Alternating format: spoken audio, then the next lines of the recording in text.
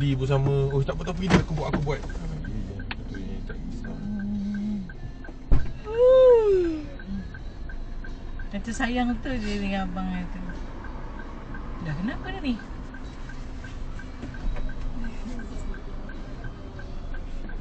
Ha? Abang, kenapa? Dah.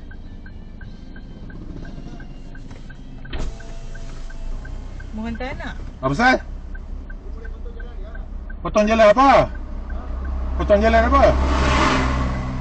Mau hantar ni lah cakap. Potong jalan apa? Potong jalan apa?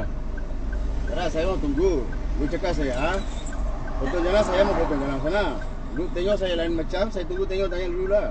Apa saya mau hantar anak? Yalah, you hantar anak saya tahu. Ha. Tapi you tengok surat macam saya mau lalu tanya you potong jalan tak mau.